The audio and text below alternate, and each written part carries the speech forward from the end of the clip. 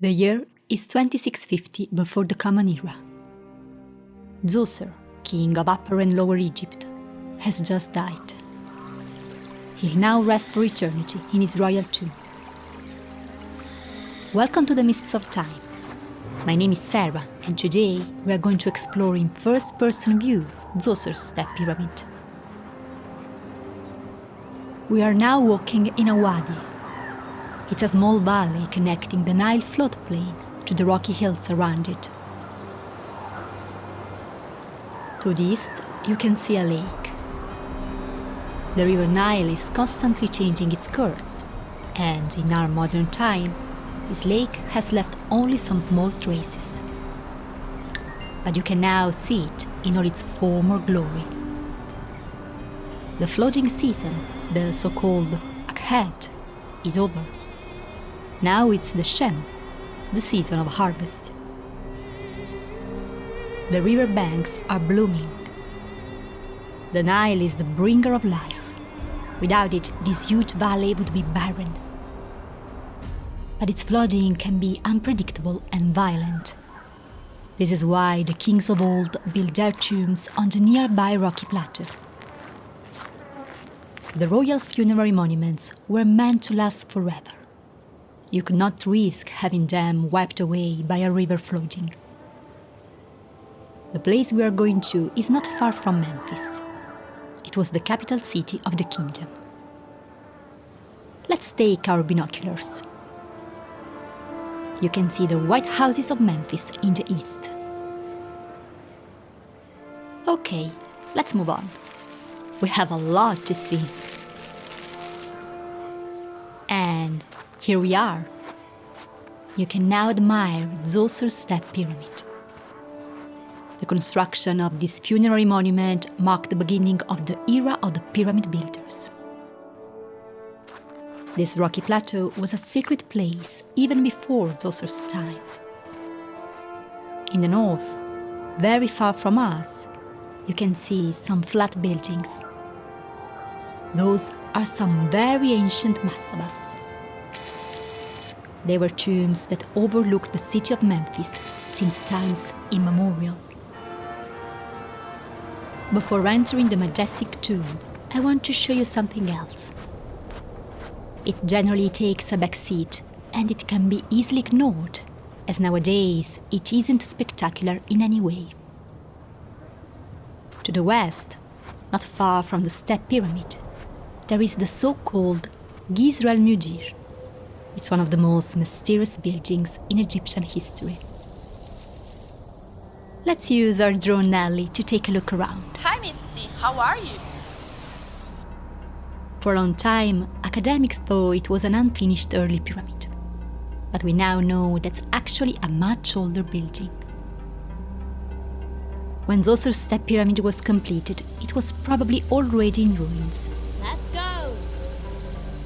There are two outer walls, 15 meters or 49 feet apart. Between these two huge walls, the builders put a lot of stones, old bricks and pottery shards as cheap filling material. When it was still standing, it had to be an incredibly huge wall. Who built it, and what was its purpose? Sadly, the answers has been lost in the mists of time. We don't even know what was inside this colossal enclosure. Anyway, let's leave these forgotten ruins behind to take a look at Djoser's tomb. As you can see, it's gigantic. Its total footprint is more than 15 hectares. It's more than 2 times the footprint of a large city of the age. The complex was literally a city for the dead. You can see the defensive measures of the city. The first line is a trench 40 meters or 131 feet wide. It was cut into the bedrock and probably used as a quarry for the pyramid tomb. Today, the Great Trench is completely filled with sand and rubble. Archaeological investigations of it have been minimal. Let's go! One day, we'll know more about it. Behind the Great Trench, there's a massive stone wall. It's 10 meters or 34 feet high and 1.6 kilometers or about 1 mile long. The wall resembles the one built around the city or a royal palace. You can clearly see its many defensive bastions. If you notice, each bastion has a decorative niche. They were made by hand carving after the wall has been completed. This small detail tells us a lot about the power of King Zoser. To build such a magnificent tomb, he could rely on an immense amount of manpower. 14 bastions are larger than the others.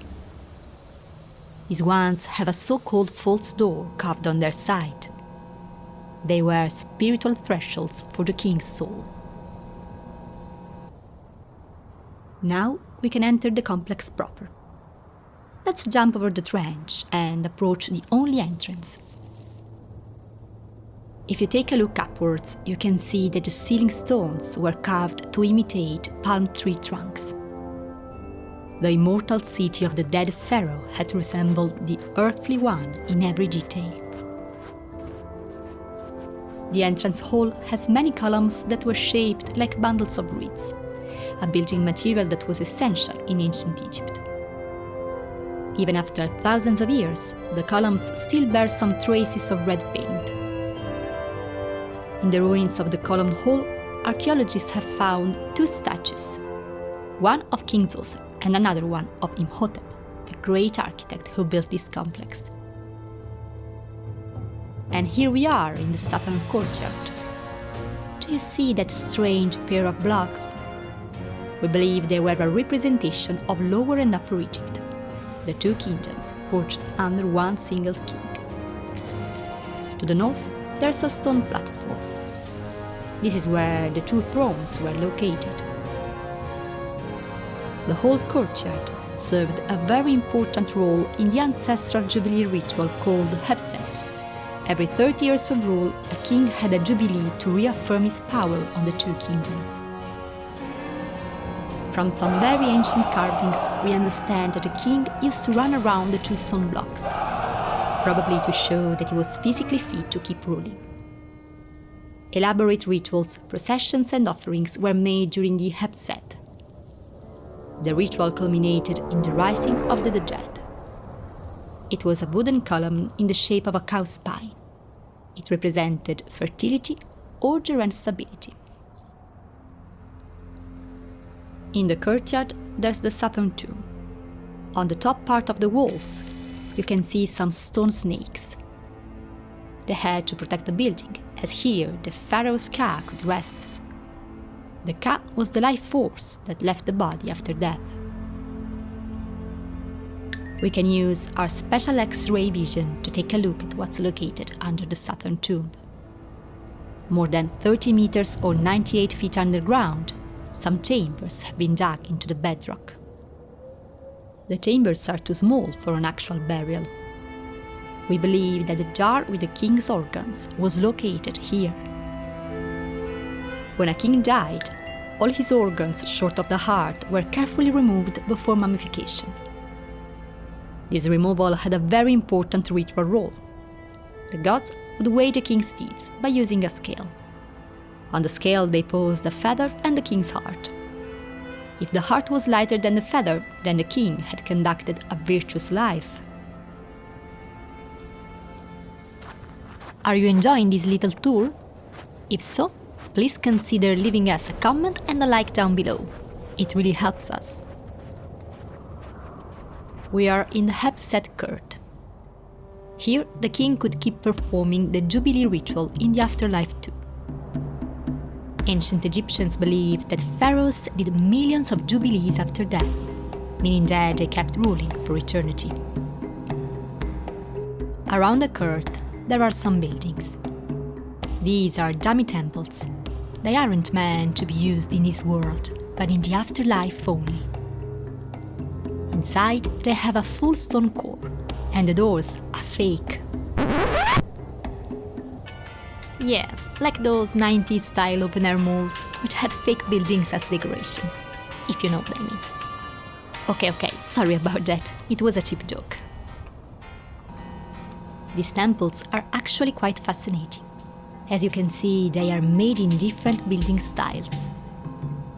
Maybe they represented the different temples of the kingdom joined together by the pharaoh? Okay, let's jump to the next courtyard. If you look to the north, you can see the Hepsed landmarkers here too. There are two big dummy structures, called the pavilions. We aren't sure what their purpose was, but they probably represent two old great temples that were made out of wooden logs. But here, in the City of the Dead, they are made in stone, in order to keep them standing for eternity.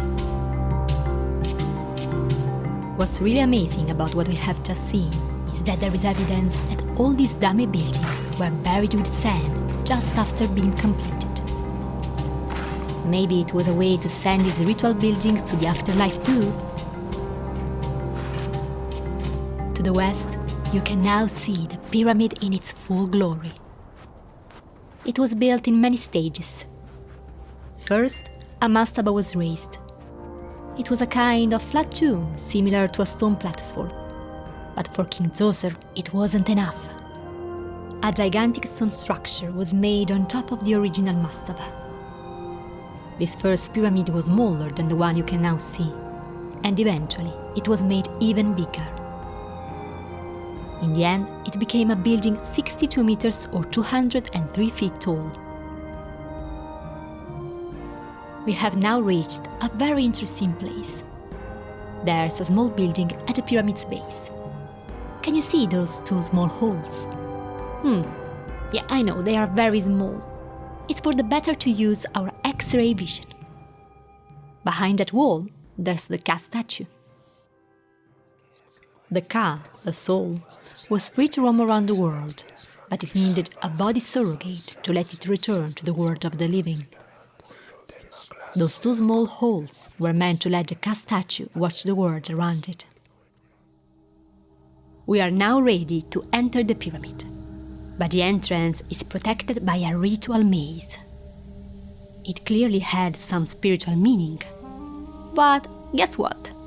That meaning has been lost in the mists of time.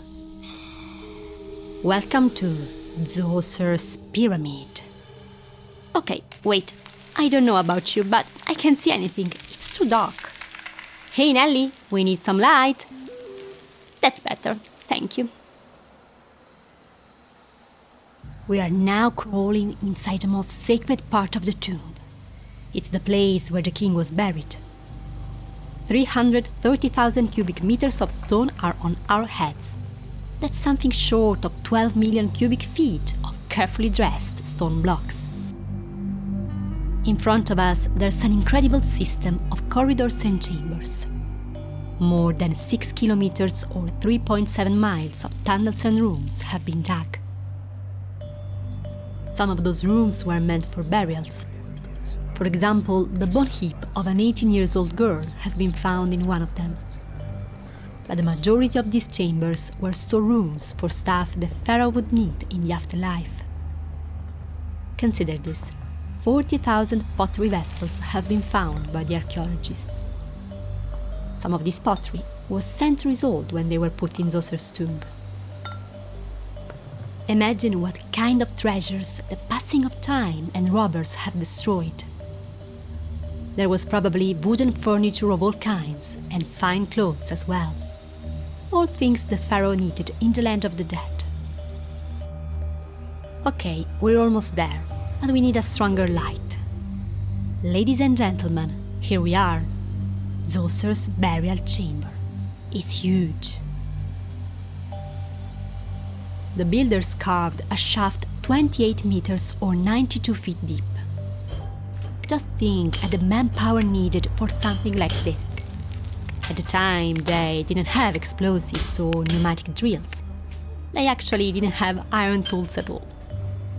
Only bronze chisels and long levers have been used to build this. In the bottom of the shaft, you can see the big granite coffin. It was a completely closed vault, with only a small hole to put the king's body in its final resting place.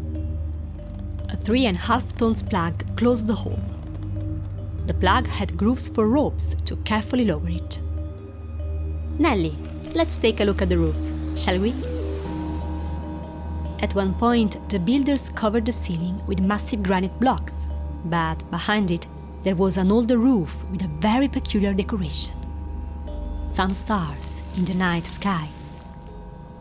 The king's body rested underground, but his place was among the stars. The king's soul could enjoy a luxurious life in his tomb. He had all the comfort he would need as the builders carved an entire royal apartment. We can reach it through another flight of stairs and some winding tunnels. Here we are. Take a look around. The wall is decorated with incredible blue faience.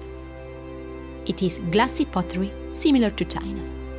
It was astonishingly expensive to make it. On the wall you can see 3 niches. On the first 2, there's a representation of King Djoser as ruler of Upper and Lower Egypt. In the third one, the king is running. He's doing his Hapsed ritual. He's reaffirming his fitness to bring order and stability to Egypt. It's time to go back to the surface. So, what is this building about? Is it a monument to the narcissism of a single man? Or is it about a community that through the power of the king looked for stability?